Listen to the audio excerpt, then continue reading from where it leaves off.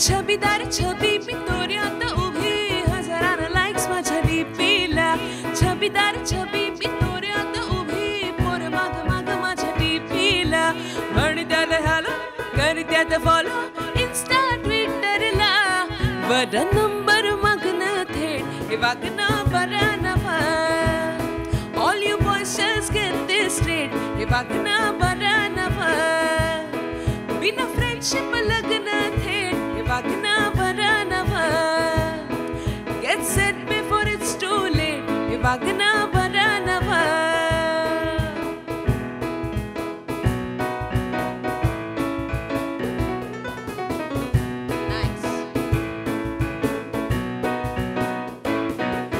Social मीडियाची राणी मी hashtag वाली कहाणी मी बांगडी हातात लाली भटात भरली तरी म्हणतानी मी गोंधून टाटू काढून फोटो छापलाय पोस्टरला उग ताडून करणं वेळ हे वागणं बरं नवा all you boys just get this straight हे वागणं बरं नवा बिना फ्रेंडशिप लग्न थेट हे वागणं बरं नवा get set before it's too late हे वागणं बरं नवा ladies and gentleman boys and girls सगळ्यांचं खूप खूप स्वागत आहे पुढारी न्यूजमध्ये आणि नवीन वर्षाचं स्वागत आपण सगळेच लोक करतो आहोत. खऱ्या अर्थानं हे वर्ष कसं काय गेलं हे मी प्रश्न तुम्हाला विचारणार आहे, पण सगळ्यात पहिल्यांदा एक गाणं कसं काय वाटलं, कारण असंच कमाल वर्ष आहे आणि असंच कमाल वर्ष आपलं जाणार आहे. मुग्धा खूप खूप स्वागत आहे पुढारीवर आणि भाई तुमच्या दोघांचंही खूप खूप स्वागत आहे, कारण तुम्ही दोघांनी सुरुवात जी आता तिघांनी अशी केली आहे की आम्हाला असं वाटतं की आता फुल जल्लोषात आपण 2024चं स्वागत केलंच पाहिजे आणि करावंच. पण न्यू इयर म्हटलं मुग्धा तर सगळ्यात पहिल्यांदा काय म्हणायचं, how do you celebrate your new year? मी जेव्हा लहान होते तेव्हा मला असं वाटायचं की अरे सगळे पार्ट्या करतात, रात्री बाहेर जातात, क्लबनं जातात. मग कॉलेजमध्ये गेल्यावर ते सुरू केल्यावर वाटायला लागलं की नाही नाही घरीच बसूया, कुठे ते ट्रॅव्हल करायचं. सो सध्या असं आमचं असतं की आमची फॅमिली 10-12 जण, माय डॉग, आणि मग गाणी म्हणत म्हणत आमच्या घरात सगळेच गाणार आहेत, काहीतरी वाचन, गाणी आणि गप्पा, असं करत करत आपला न्यू इयर मस्त घरात बसून खात खात सेलिब्रेट करायचं. पण आठवणीतलं न्यू इयर पार्टी वगैरे काय होती का? कारण लहानपणी जर कॉलनी कल्चरमध्ये आपण वाढलो असतो तर कॉलनी कल्चरमधली सगळ्यांची प्रत्येकाची टॅरेसवर न्यू इयर असतात, कॉलनीत न्यू इयर होतात, अशी काय आठवणीतली न्यू इयर पार्टी आठवते का तुला? आठवणीतली न्यू इयर पार्टी म्हणजे एक विचित्र इन्सिडन्स आहे की आम्ही मुरुडला बीचवरती शो करत होतो. ओके. आणि शो करता करता मला लक्षात आलं की आमची मिनी बस पाण्यात वाहत चालली आहे. आणि त्याच्यानंतर असं आम्ही स्टेजवरूनच की जरा कोणीतरी जाऊन बघतंय का तिकडे वगैरे वगैरे असं झालं होतं. आणि त्यात आमचे म्युझिशियन्स खूप उत्साही होते की रात्री आम्ही तिथे एक पाटील खानावळ म्हणून आहे, तिथे असे सगळे जेवायला बसलो आहे. रात्री मुरुड म्हटल्यावर सगळं फिश वगैरे वगैरे वगैरे खूप खायला होतं. आणि आमच्या हुशार उत्साही म्युझिशियन्सनी त्याचे दिवे सोडतात ना, ते आणले, त्या खानावळीतच सोडले आणि चुकून एक जाऊन त्या नारळाच्या झाडात अडकला. माय गॉड. सो अशी खूप फनी आठवण आहे न्यू इयर. ही आठवण विसराल का प्लीज? पण सच फॅन्टॅस्टिक. मला खरं असं वाटतं ना की आपण नेहमी असं म्हणतो नवीन वर्ष जेव्हा येतो तेव्हा आपण सुरुवात करतो की आपलं हे वर्ष बाबा गेलं तरी कसं, आणि त्याकडे आपल्या सगळ्यांचं लक्ष असतं. ते वर्ष तुमच्यासाठी गेलं तरी कसं जरा विचारलं तर काय तुम्ही समराईज करा? मला वाटतं की आमचा जेवढा लॉकडाऊनचा काळ होता तेव्हा सगळे घरी होते आणि खूप दिवस काम नाही असं वाटत होतं. ते या वर्षात सगळं एकत्र भरून निघालं आहे असं वाटतं. प्लस लॉकडाऊनमध्ये असं खूप आमचं असं नॉर्मली कसं असतं की महिन्याला एक 4 गाणी रिलीज झाली, 2 गाणी रिलीज झाली, तर लॉकडाऊन आणि आधीची अशी सगळी एकत्र रिलीज होत आहे, त्यामुळे आपण खूप काम करतोय असंही वाटतं. किंवा आमच्यासाठी चांगली गोष्ट आहे की म्युझिशियन्सना खूप शोज मिळत आहेत यावर्षी, दांडिया पण हे ते सगळे, त्यामुळे खूप मजा येते. आपण कमालीने सेलिब्रेट केले त्यावर्षी. येस, क्या बात आहे. आणि आता कसं आहे, तू आलेस इथं आणि आपल्यासोबत 2 कडक म्युझिशियन्स पण आहेत, त्यामुळे आता गाणं झालं पाहिजे अगं. आणि मला खरं असं वाटतं की एक सिनेमा ज्याला खरं तर तो रेंज ऑफ पॉप्युलॅरिटी मिळाली नाही, तो सिनेमा म्हणजे अनन्या, आणि त्याच्यातलं एक ब्युटिफुल गाणं तुझं होतं, ते गाणं तू आता सादर करास असं मला खरंच वाटतं. ह्या गाण्याबद्दल सांगायचं झालं तर समीर साप्तिस्कर आणि अभिषेक खंडकर ह्यांनी हे जे काही करून ठेवलं आहे की त्यात मला करायची काही गरजच नाही पडली. म्हणजे ते असं आपोआप इमोशन झाले आणि मला मिळालेल्या खूप सॅड गाण्यांपैकी खूपच कमी सॅड गाण्यांपैकी हे एक आहे. नाहीतर मी नेहमी आयटम नंबर्स गात असते, त्यामुळे मला हे गायला सांगितलं की खूप आनंद होतो. Very true. So let's try. Let's have it. गेला सरला त्या पाखरांचा थवा, मागे उरला अलाहिदा पारवा, उंच धुंद रोज भिरभिरणारा, आज अंबरात ना फिरला, मुक्त छंद गीत किलबिलणारा, सूरही मनात ओसरला, मेघ सुना तोच जुना आज मातला, झाली पुरती ही पावसाळी हवा, मागे उरला अलाहिदा पारवा, उडून कोण्या गावी जाण्या, पंखही पडले खुरटे,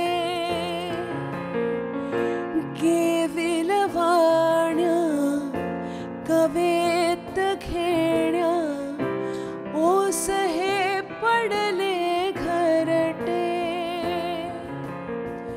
फांदी तुटली पाने मिटली, उरली काळी छाया, उजळेना एक कोना अंगणातला, पारावरला गेला विझवून दिवा, मागे उरला अलाहिदा पारवा. खूप भारी गाणं आहे आणि मला खऱ्या अर्थानं वाटतं ना, काही गाणी आपल्या नशिबात असताना तसं हे गाणं तुमच्यासाठी बनलेलं असं खरंच वाटतं. आणि तुम्ही जेव्हा म्हणता ना की मला खरं तर का नाही मिळत, ह्याचा प्रश्न आता आम्हाला सुद्धा उद्भवतो की का मिळत नाही आहेत अशी गाणी. पण गाणं म्हटलं किंवा संगीत म्हटलं ह्याची सुरुवात कुठंतरी होते आपल्या आयुष्यात. तुझ्या आयुष्यात ही सुरुवात कधीपासून झाली आणि केव्हा कळलं की this is gonna be your bread and butter and all this? सुरुवात झाली म्हटलं तर मी माझी आई जॉब करते आणि माझी मावशी म्हणजे अवधूतदाची आई, आम्ही एकाच कॉलनीत राहतो. तो आपल्याकडे आई जॉब करत असेल तर मावशी सांभाळते हे असतंच. सो तेव्हा मी जेव्हा त्यांच्याकडे राहायचे तेव्हा मी अवधूतदाचं गिनी पिग होते. एक्झॅक्टली. की त्याची कंपोजिशन्स तो कोणाला सांगणार, तूच. त्यामुळे तो मला शिकवायचा. राईट. आणि इनफॅक्ट एवढं की तो मला शाळेतल्या कॉम्पिटिशन्समध्ये गायला लावायचा. आणि मला ह्याचा खूप राग यायचा तेव्हा मला माहीत नव्हतं ना तो की मोठा कंपोजर होणार आहे. तर तो मला जबरदस्ती गायला लावायचा आणि तिथे येऊन बघायचा की लोकांची रिॲक्शन काय आहे. आणि मला गणपतीत वगैरे पण तो त्याची कंपोजिशन्स मला गायला लावायचा. आणि मला ह्याचं खूप वाईट वाटायचं की हा फेमस गाणी गातोय, लोक टाळ्या वाजवतात आणि मी मात्र कोणालाच माहीत नसलेली कंपोजिशन्स गाते. बट आय एम ग्लॅड की तिथून माझं ह्यातली वाटचाल सुरुवात झाली. आणि ॲक्च्युली गाण्याकडे कधी वळायचं म्हटलं तर मी जेव्हा इंजिनिअरिंगला होते तेव्हा मी असं एकदम बँडमध्ये वगैरे, it was a blues classical fusion band. So आम्ही तेव्हा hard rock cafe, jazz by the बे आणि असं तेव्हा गायचो तिकडे. तर तेव्हा ती मजा यायला लागली. आणि मग जॉब करायला लागले तेव्हा लक्षात आलं की नाही त्याच्यातच जास्त मजा आहे. मला असं वाटतं की मी त्याच्या रेकॉर्डिंग्सना जायचे किंवा त्यांनी मला खूप काही गोष्टी शिकवल्या. म्हणजे जॉब सोडल्या आधी तर मला म्हणाला की तू साऊंड इंजिनिअरिंग कर. मग आजीवासनमध्ये नुसतंच बसून राहायला लावलं. त्यानंतर त्यांनी मला सांगितलं की प्रोसेस त्यांनी एन्जॉय करायला लावला तुला. इनफॅक्ट एक तारा नावाची जी फिल्म होती, जे माझं पहिलं गाणं एक तारामध्ये होतं, तेव्हा त्यांनी मला सांगितलं होतं की तू आता जॉब सोडलास तर मी तुला 2 गाणी पहिली देईन, त्याच्यानंतर तू तुझं बघ. आणि एक तारामध्ये त्यांनी मला 4th असिस्टंट म्हणून डिरेक्शनमध्ये काम करायला लावलं. जस्ट टू नो की गाणं हा पिक्चरचा किती छोटा भाग असतो, त्यामुळे फार चढायचं नाही. त्याचं गाणं जर तुम्हाला अवधूत दादांचं सादर करायचं कोणतं असेल आणि का? मी आत्ताच 25 तारखेला माझं एक गाणं रिलीज झालं आहे.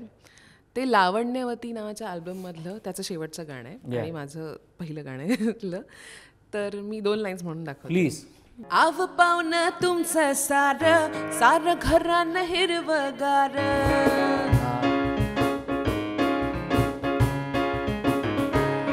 आव पाहुणं तुमचं सारं घरानं हिरवगार, आव पाहुणं तुमचं सारं घरानं हिरवगार. विसरून फुटलाय पोराला तरी बाबाचा अंगठावर काटा किर्र काटा किर्र काटा किर्र काटा किर्र काटा किर्र काटा किर्र काटा किर्र काटा किर्र. मला खरं असं वाटतं की कुठलंही नवीन गाणं जेव्हा येतं आहे ना तेव्हा ते गाणं जर आम्हाला सुरुवातीला एवढ्याच पीसेसमध्ये ट्रेलर त्याचा एवढा आवडतो तर पिक्चर काय भारी असेल असं वाटतंय मला. पण हे सगळ्यानंतर एक जॉनर जे कदाचित तुम्हाला गायला मिळत नसेल पण तुमच्या फार जवळच असेल जॉनर कोणता आणि का जर विचारलं तर कुठलं असं? मी गेले 6 वर्ष गझल शिकते शुभा जोशींकडे आणि मी उर्दू पण शिकते. सो मला ते खूप आवडतं. माझी खूप इच्छा आहे की मी कधीतरी स्वतःचे गझल्सचे कार्यक्रम सुरू करावेत. पण ते हळूहळू हळूहळू चालू आहे. मला आता खरंच असं वाटतं की अभी गझल होनी चाहिए ना. एक गझल कुठली? मी नॉर्मली आपण हिंदी गझल्स असतात पण मला असं वाटतं की मराठीतही खूप छान छान गझल्स आहेत. तर अवधूत दादाचीच एक म्हणजे आधी ते शाळेचं सांगितलं होतं ना मी तुम्हाला त्यातली शिकवलेली एक गझल. Let's have it. चलो.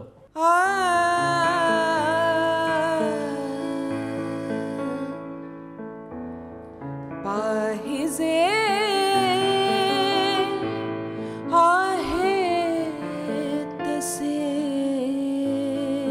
मग तू मला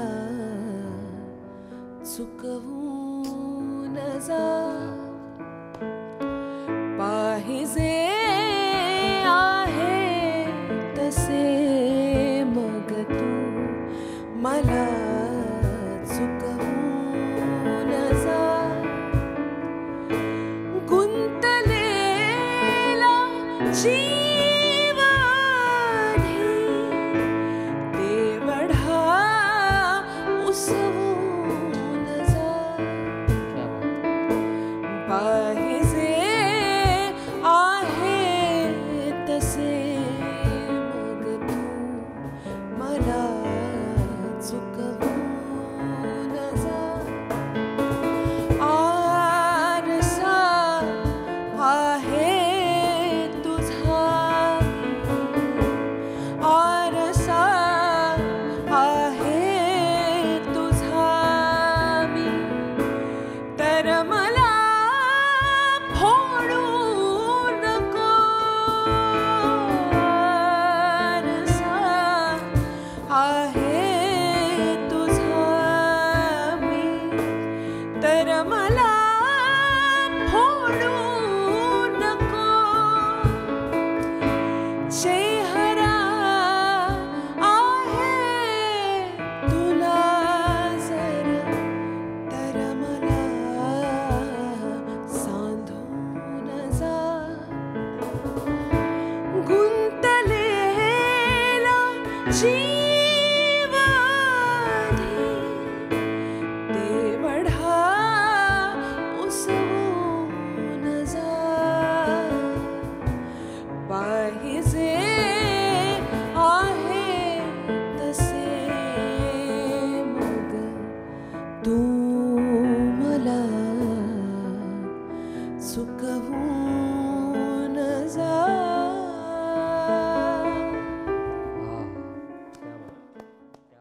आपण जेव्हा या क्षेत्रात वावरतोय तेव्हा आपण कोणाला कोणाला बघतो. मे बी इट्स इन्स्पिरेशन, कदाचित त्यांचं कामाचा जो फ्लो आहे वर्क फ्लो आहे त्यांना तुम्हाला खूप आवडत असेल. तू फॉलो कदाचित करत नसशील पण यू लाईक हर और यू लाईक हिम. कुठला संगीतकार गायक तुझा फेवरेट आहे असं विचारलं तर कोण असेल? संगीतकार म्हणाल तर पहिलं माझ्या भावाचं नाव येतं. एक्झॅक्टली. पण त्याशिवाय हल्ली माझे असे खूप मित्र आहेत. म्हणजे स्वप्नील प्रफुल्ल आहेत ज्यांच्यासाठी मी छबीदार गायलं आहे, किंवा समीर साप्तस्कर आहे, निलेश मोरीर आहे, अमित राज आहे. सगळ्यांकडे काहीतरी वेगळं वेगळं वेगळं शिकायला मिळतं आणि वेगळं वेगळं गायला मिळतं. पण जेव्हा आपण त्यांच्याकडे परत परत परत परत कामं करायला लागतो तेव्हा आपल्याला त्यांचे म्हणजे त्यांच्या बरोबर काम करायची मजा कळायला लागते. सो मराठीत सगळेच वेगवेगळ्या गोष्टी शिकवून जातात असं मला वाटतं आणि सगळ्यांचे जॉनर्स वेगळे आहेत. सिंगर म्हणाल तर म्हणजे आशाबाई, लताबाई ह्या तर सगळ्यांच्याच लिस्टमध्ये असतात, पण माझ्यावर सगळ्यात जास्त इन्फ्लुएन्स होता सुनिधी चौहान यांचा. म्हणजे बरेच लोक मला म्हणतात की मराठीत तुझा आवाज ना तसा वाटतो, पण हो मी कॉपी केली आहे, मी तसंच गायचा प्रयत्न केला आहे. I am proud of it. आणि मला आठवतं की मी कॉलेजमध्ये असताना अवधूतदानी मला सांगितलं होतं की एक रेकॉर्डिंग अंधेरीतच आहे, तर तू येतेस का बघायला. आणि असं मी तिथे गेल्यावर असं सुनिधी चौहानला बघून असं लहान मुलासारखं इकडे तिकडे फिरत होते आणि कांदे पोहे गाताना ऐकणं was a big deal. I know. मग तिथून पण असं सुरू झालं आपल्याला हे करायचं डोक्यात कुठेतरी सुरू झालं.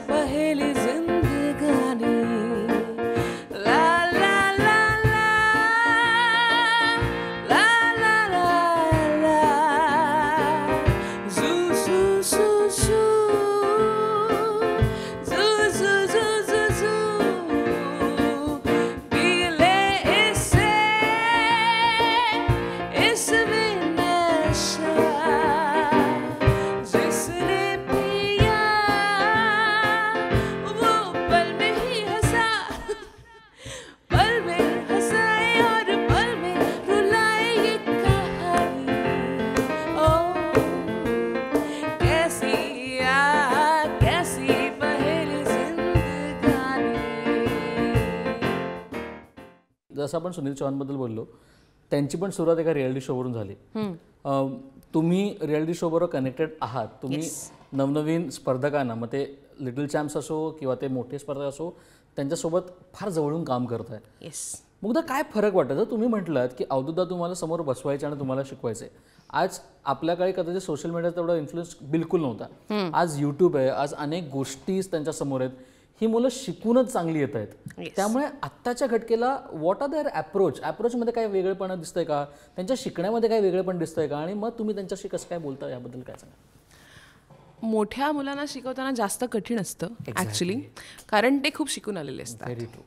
लहान मुलं असतं त्यांना एक दोनदा ओरडलं की ते येतात, नॉर्मल होतात. फक्त मला अशी गंमत वाटते, म्हणजे मला आता जेव्हा मी सारेगमच्या लहान मुलांना शिकवत होते तेव्हा माझ्या गुरुबद्दलचा रिस्पेक्ट खूप वाढला की त्यांनी माझ्याबद्दल काय त्रास घेतला असेल हे आता मला कळतंय. इथे तर काही लहान मुलं हल्ली 7-8 वर्षाची पण असतात, त्यांना पकडून बसायला लागतं. म्हणजे ते दोनदा वगैरे गायला सांगतात, आता आम्ही ताई जातो किंवा वॉशरूममध्येच जाऊन बसतील वगैरे पासून असतं. इनफॅक्ट शूटला पण त्यांना पकडून बसवायला लागतं, कारण 7-8 तास त्यांना बसता येत नाही. पण खूप फास्ट शिकत असतात. किंवा आणि हल्ली असं कसं आहे की ते एकत्र राहतात 2-3 महिने, आमचं असं रोजचं गप्पा वगैरे व्हायला लागतात. तर त्यांच्यात ते कॉम्पिटिशन लहान मुलांमध्ये फार उरत नाही. मग ते एकमेकांची गाणी गात असतात. मग मला हे खूप गंमत वाटायची की मी ह्याला शिकवते आणि तो पण ते गाणं गात असतो दुसरा कंटेस्टंट. तर त्याची एक मजा असते, त्यांना ते मज्जा ह्याच झोनमध्ये ते असतात. आता नवीन वर्षात स्वागत करतो, वी आर इयर फॉर 2024. आणि खऱ्या अर्थानं 2020 साली जो कोविड आला त्याच्यानंतर आता आपण त्याच्यातून कम्प्लिटली बाहेर आलो आहे, कारण आपण यावर्षी सगळ्या गोष्टी आपण पूर्णपणे केल्यात. मध्ये परफॉर्मन्स असो, ते रेकॉर्डिंग असो. कदाचित असं वाटलं देखील असेल अनेक लोकांना की आपलं कामं सुरू होणार की नाही, पण देवाच्या कृपेने आणि खरं आपल्या कलेच्या कृपेने ती सगळी गोष्ट पुन्हा एकदा सुरुवात झाली, काय ती धावायला लागली आहे. काय काय वाटतं का तुला, काय 2024 काय काय झालं पाहिजे for music industry and for you also? For music industry असंच खूप खूप वाढत राहू दे, खूप काम येऊ दे सगळ्यांना खूप छान गाणी मिळू देत, आम्हाला पण मिळू देत. म्हणजे त्याच्यात माझ्या बाबतीत मला असं वाटतं की मी खूप प्लॅन करते तेव्हा ते तेच होत राहतं. सो जेव्हा मी प्लॅन करत नाही किंवा खूप अनप्लॅन्ड गोष्टी म्हणजे मी कधीच ठरवलं नव्हतं की मी मेंटर म्हणून शिकवीन, पण कोविडमध्ये काही काम नव्हतं, सूरनवा सुरू झालं होतं, मला विचारलं, मी गेले, मग मला आवडायला लागलं. सो आय गेस जे कन्सिडर न केलेले ऑप्शन्स नवीन मला मिळू देत आणि मला कळू देत मला काय काय येतं. खरं जसं मुग्धानी सांगितलंय, खरं तिला गझल्स का मिळत नाहीत, तिला स्लो गाणी का मिळत नाहीत. यावर्षी अशी काही गाणी स्लो यावे की आपण त्याचाच कार्यक्रम करूया असंही मला वाटतंय. Let's say Ganpati Bappa. Thank you so much guys. आणि शेवट आपण तुमच्याच गाण्यापासून करूया म्हणजे कार्यक्रमात सांगत एकदम रॉकिंग होईल.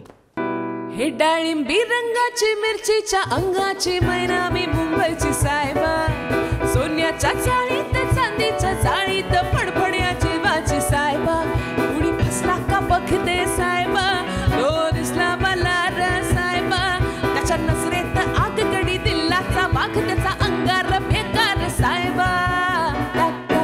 राघू पिंजऱ्यात आला, राघू पिंजऱ्यात आला, राघू पिंजऱ्यात आला, राघू पिंजऱ्यात आला, राघू पिंजऱ्यात आला, राघू पिंजऱ्यात आला, राघू पिंजऱ्यात आला, राघू पिंजऱ्यात आला.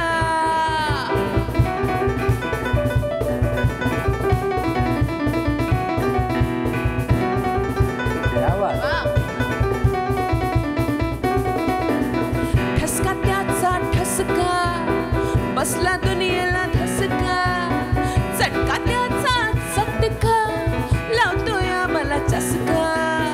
ठसका त्याचा ठसका बसला दुनियेला धसका, चटका त्याचा चटका लावतोय मला चसका. त्याचा बसलाय नेम बघा साहेबा, तो करणार गेम बघा साहेबा, त्याचं खटक्यावर बोट आर दिसला की ठोक असा फायर ब्रँड माझा साहेबा. राघू पिंजऱ्यात आला, राघू पिंजऱ्यात आला, राघू पिंजऱ्यात आला, राघू पिंजऱ्यात आला. क्या बात है, क्या बात है, सुपर.